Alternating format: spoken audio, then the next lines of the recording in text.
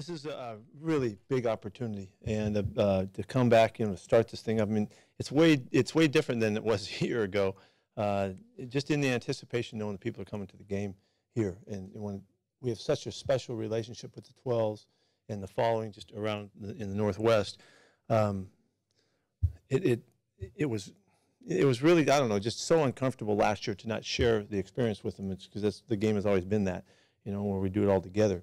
So to know now that our fans get to come and take part in it and be in this game with us and all that, it's really it's a big deal, and it's exciting. It's not there's nothing bad about it. It's just all good. But we want to make sure that everybody that comes, brings the stuff that they need to get in and takes care of business so that you can all enjoy the day and have a great outing. And we're so excited that we get to do this. So we can't. I mean, it's too bad we got to wait a couple of days, but. Anyway, it should be really exciting, really fun, and we got to play really good football, so we make it the kind of stadium that it can be, and we take responsibility for that. I get it. This is a really good team that we're playing.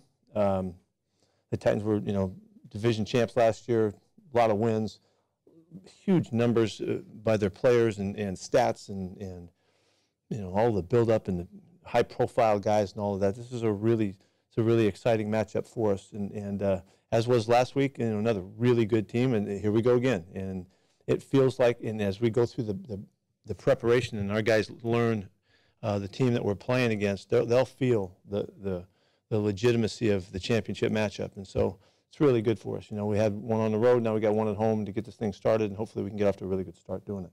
So we're looking forward to this. Fans being back, is it almost a case last year where you don't appreciate quite how much they mean until it's taken away and you're playing without them? Yeah, and it was all relative. Even on the road, it was maybe helpful to the road teams. We had a heck of a year on the road last year, and so it was even, in that regard. But it's just the experience of it. It's just sharing the experience with the people that love it, and the build-up and knowing that everybody's coming to the game and they get, all of that stuff, the tailgating and all that goes on that is part of the event is all part of the excitement of it all. So it's an important deal. We love it. Derrick Henry almost would have won a rushing title last year on after-contact yards alone. Have you ever seen a back that offers the size, athleticism, and skill set that he does? Now, he's really unique. He's really unique. There have not been very many guys like him over the years, because he's really fast, and he's a big strider, and he just runs through things. It's not like he's an impact runner that he's blasting off of guys. He just keeps going. You just can't get him off stride because he's such a powerful back, and he has great instincts. His instincts of how to hit the line of scrimmage and how to use the opportunity of the blocking schemes, it's just about impeccable. And so he takes full advantage of what they do, and they're really committed to it, and running the football in their style, and their line blocks really well, and the scheme is good, and they know how to put him in the right spots, and so it's a really challenging guy to play against and a team to play against, and Coach Vrabel, he wants to hardball it and all that, so it's just all fits together, and they're very fortunate to have him. He's a fantastic competitor. Do you feel like you tackled in the opener? Not as well as we wanted to. We missed a few more tackles than we kind of. We have a cutoff mark that we like to stay under. We were not there. We missed a couple tackles late in the game too, trying to protect the sidelines, and it didn't look real good. But it's a good first outing. We ran and hit really well. We got after it. It wasn't part of the physical. It was a little bit of over aggressive, and the timing was off a little bit, and we overran some stuff. So we just have to keep cleaning up. That's a never-ending part of the process, is working on your tackling and all of the fits that we got to get it done. So.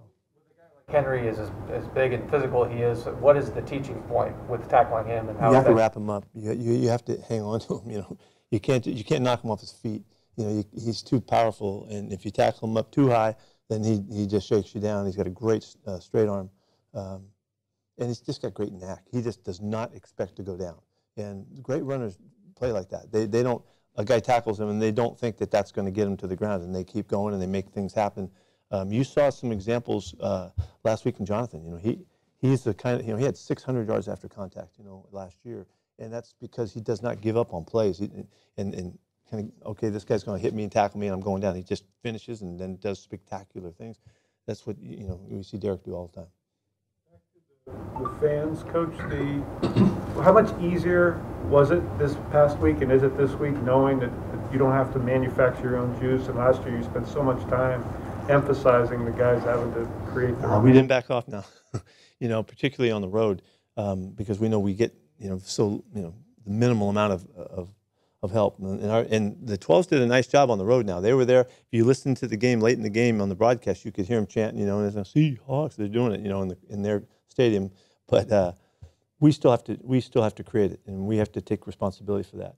So when we come here to play at home, it's no different. We don't want that to be any different. It's just more obvious how necessary it is. We're out there all by ourselves. So we're not backing off at all. Any heart to him? Yeah. Dwayne is still coming back. He's not with us today. He's home today, so he's still working his way back. And you asked about Penny? Yeah, Penny Hart will practice today. What about Rashad Penny? He's not going today. What surprised you most about the game film from last week? How well Arizona played, or how poorly Tennessee played? I was really attracted by Arizona's play. They were spectacular. They on offense they were all over the place. They did a million different things. Defensively, they created so many big plays right from the beginning. The pass rush was, it was pretty well focused on one guy, and he was unstoppable in the game, and it affected the entire play of the Titans. So just overall, they just got out ahead and stayed ahead and just kept going. There was no fluke to that one. They really played great football and made the plays that they needed to, and it was a hard day for Tennessee to get going. That's not the way they want to play. They were down 17-0 in the first quarter. So anyway, so you got to give a lot of credit to the Cardinals. They looked terrific. Ethan Posick go on injured reserve. What's his long-term status with that? We're hoping it's a 3-week deal. We can get him back in 3, the minimum. He's actually, he's moving. He can flex his knee. It's not all blown up or anything like that. So he'll have a chance to do that. Coach Sheffield, if you need him now.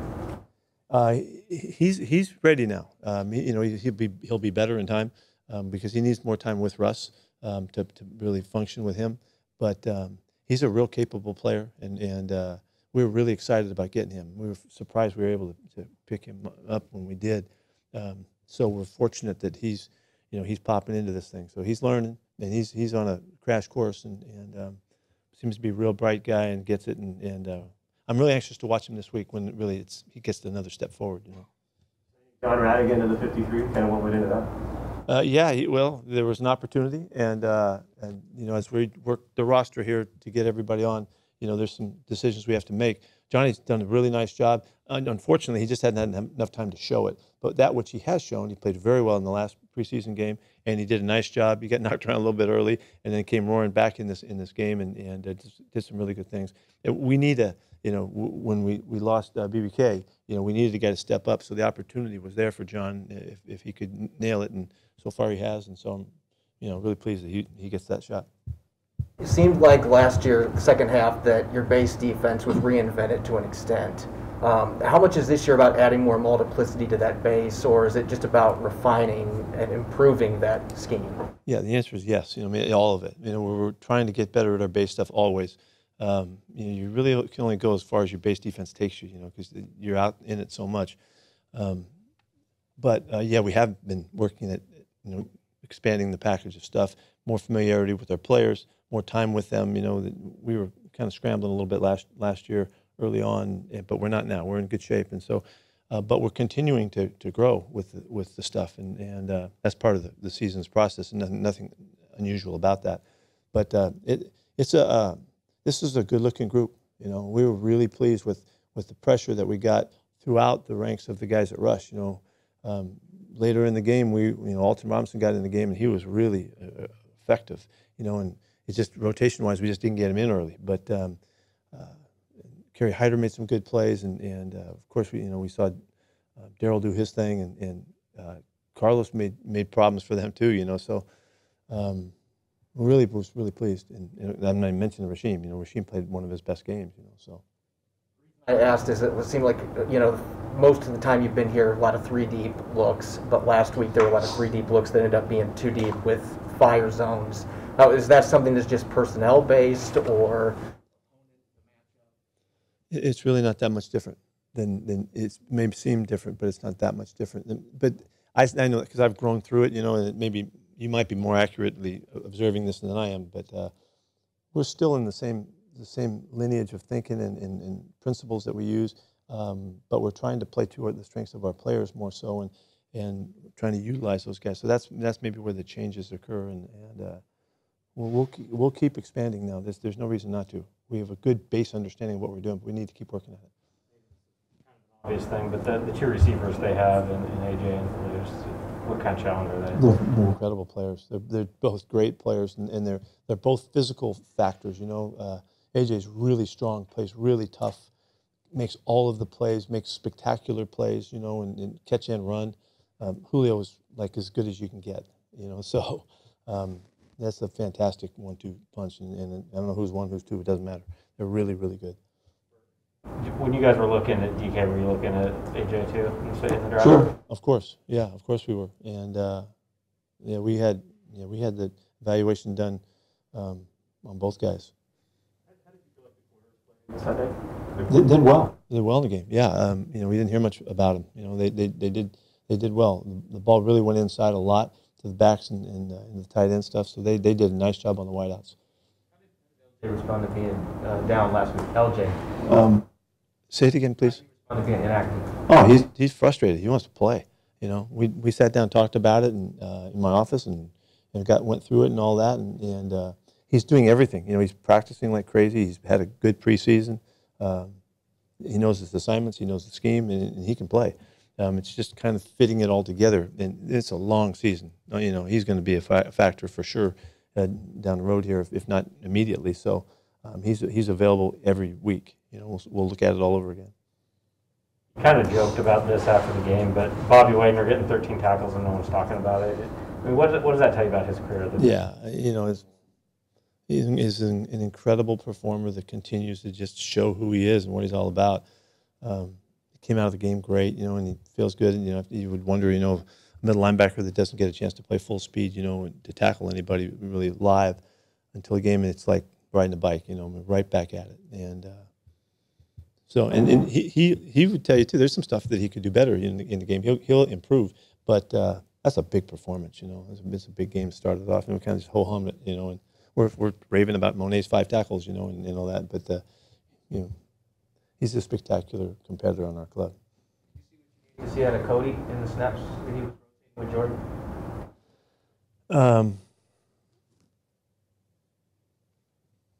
We need more. We need more stuff. We'll just keep taking on the information. We'll see. Pete, last time you played Tennessee in Nashville, it was a tumultuous weekend because of all the stuff that was happening nationally politically. Yeah, that was an amazing week, wasn't it? Yeah. Aside from all of that, how much did that impact the result in that game because of the distraction? Well, back then, I hadn't seen us play like that, so it did have an impact. Yeah, we played. We didn't play fast, in that game, and it just was shocking to see us not look like everybody was on their hair is on fire, like it always is. And I don't know what aspect of the weekend affected us, but that was a real outlier game, and they took it to us. We did not play well that day, and that just doesn't happen very often, and we,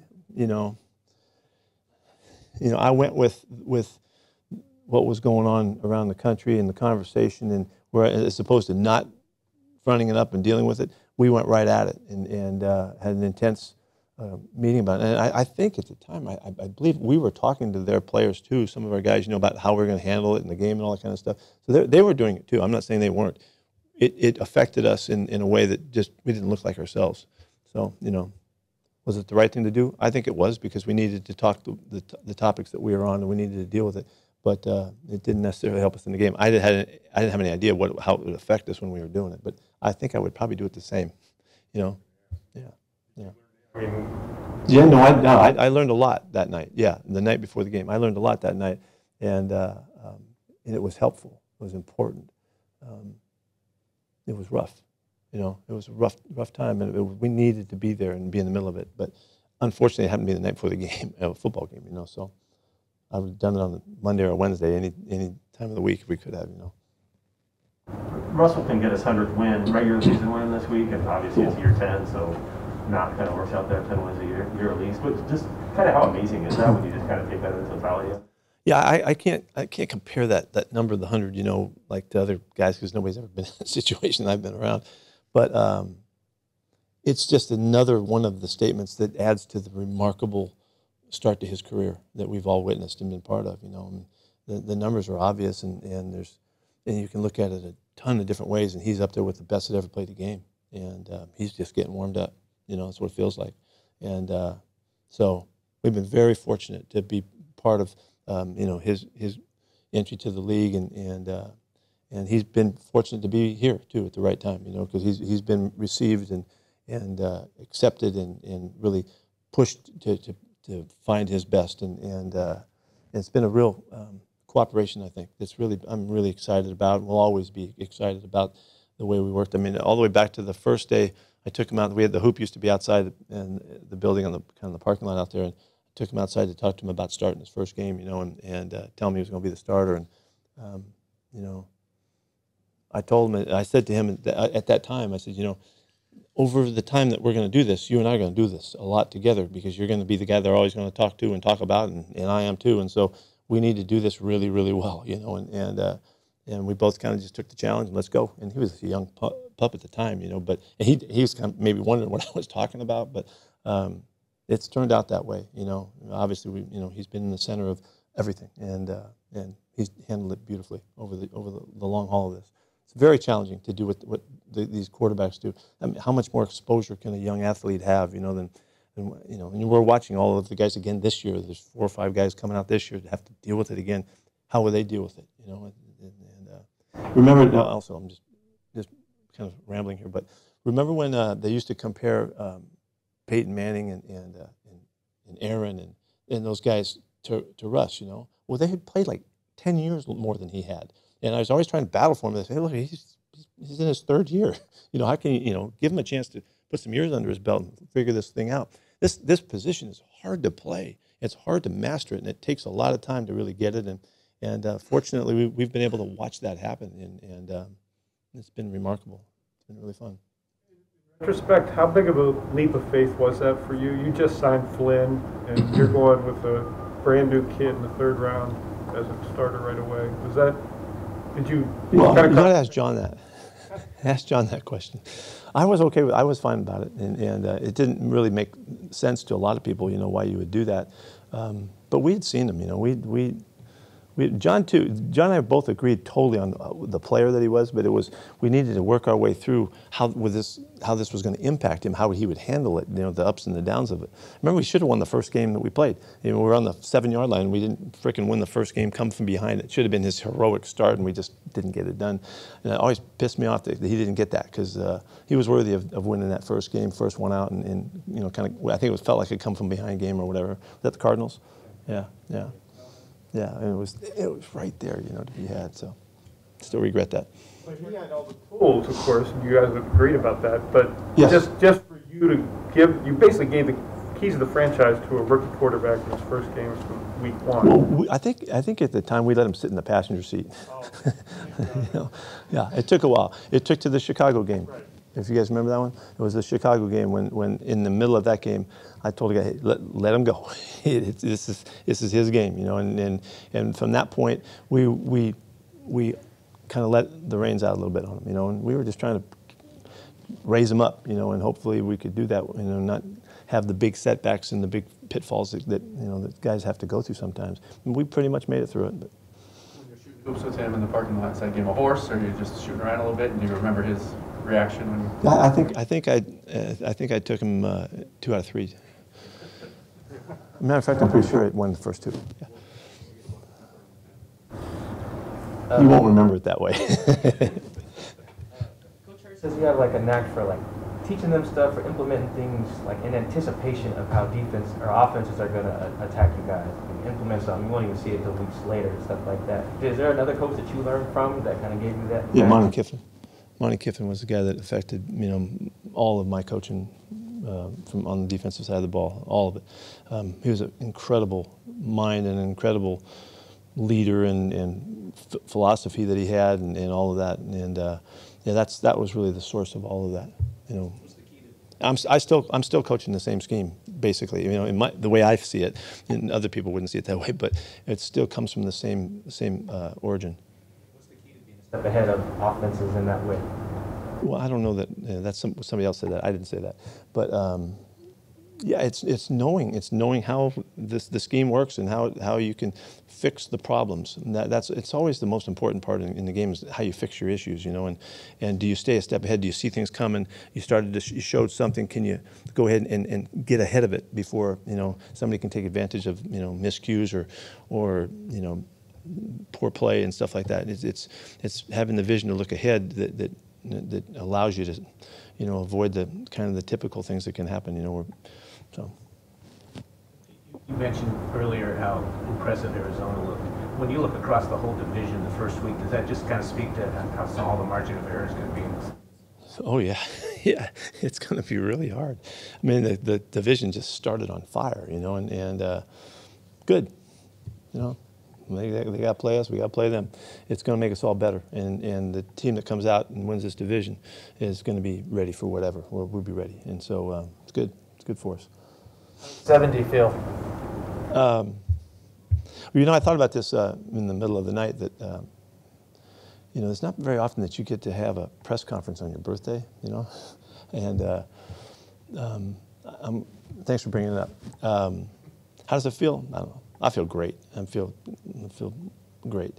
But what I really feel is I feel grateful. I'm really grateful. I'm really grateful and appreciate, you know, where we are right now and this opportunity to be here and work in this franchise for the Allen family and their support, the fans that we love to deal with. I mean, everything about what we're doing here is really just as good as I could hope. And so I'm so grateful for that, and I'm lucky to have been found here. And like I think I've said to you guys, people used to say, "Why'd you come here?" You know, and I didn't know at the time really either, but now I do know. This is an amazing place to work and to represent, and I'm very grateful for it. And the other thing I wanted to say to you guys about it is that how do I feel? My heart is broken in so many ways about what's going on around us, and you know, there's so much just kind of, you know, discontent and stuff with the way things are going. But I don't, and this isn't going to surprise you, I think it's turning. I think as hard as times have been and as difficult as it's been, and we've been through so much, we've exposed so much hardship and so much really just discontent and all. I think it's ready to go. I think it's ready to turn. I don't think we need to go any lower to get going again.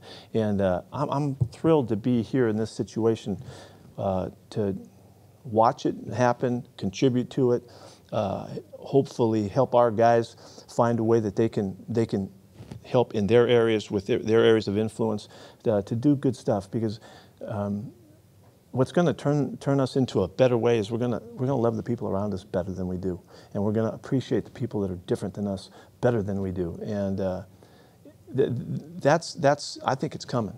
And I mean, it couldn't get any darker in terms of people griping at one another and having you know all the discomfort that we feel, but yet there's more people that want to do good stuff. There's more people that want to see people be taken care of and looked after till they can be on their own feet and get their own thing done.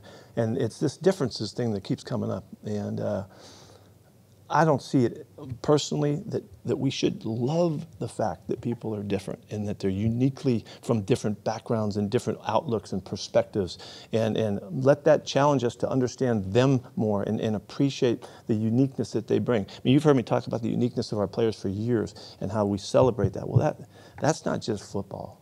I mean, I just hope that we're going to watch this turn and we're going to be able to contribute to it.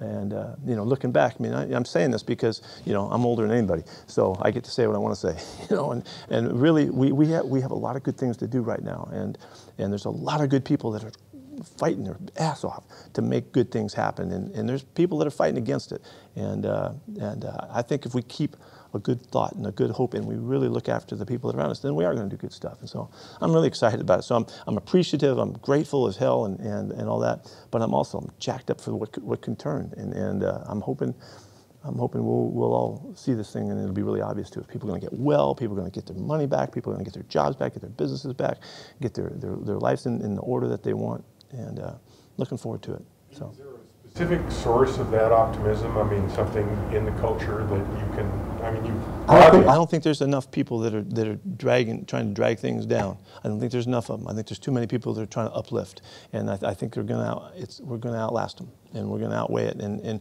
it's going to make others join in, and we're going to just look after people better than we are, take care of one another better than we are. People that haves are going to help those that don't, and we're going to get more powerful. And I think our leadership is standing for that, even though it's not always recognized.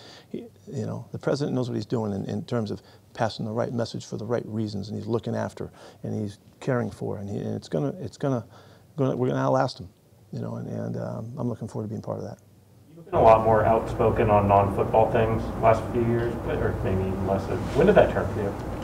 Was it going back to Yeah, I don't know. Yes, I mean, I was always active in what I was trying to contribute to, but you know, it just went too far. We went too far. We needed to, you know, I needed to get my act together, as everybody else in their own ways, you know, can do what they want.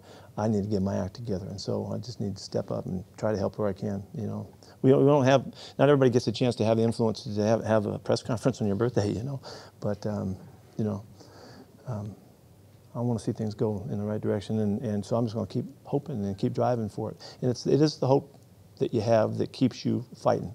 You know, it's when you don't have hope and you're hopeless, you know, than when you can't. And so, as far as I'm concerned, something good's just about to happen. Of all the things that you've done in your career, how proud are you of the last 2 years off the field and what you've led them through? Yeah, Greg, I am proud. I am proud to be part of it. You know, and it's a part of the whole movement that we've kind of put in motion here, and the way everybody's worked together to do the right thing and bust through the, you know, all of the challenges of the opinions from the outside and how you should, and all that. We dug in and did it the way we knew how to do it, and in doing so, we found success in that, and so I'm proud of that. But there's a lot more to, you know, we're just getting started, and there's a lot of people that need us, and I hope we can reach out and help them, you know, in our ways. So let's have a great first ball game, get everybody going, and hopefully everybody will, you know, find their way to do this for all the right reasons and make this a great event and learn how to do it, and we'll get better as we go. It won't be smooth through all aspects of it, and just like the whole process of this COVID thing has not been smooth, it's been a challenge, and you had to hang tough and work your way through it, knowing that you're going to get it right. It's the same thing coming to the stadium on game day, and I'm so proud of the leadership and the people that have made the decisions to put us with the standards that we've set. I think we've done all the right things, and it's because people care and they're looking after one another, and it might not always seem like that, but it's going to work, and so I hope it's a blast for everybody. Okay. Thank you.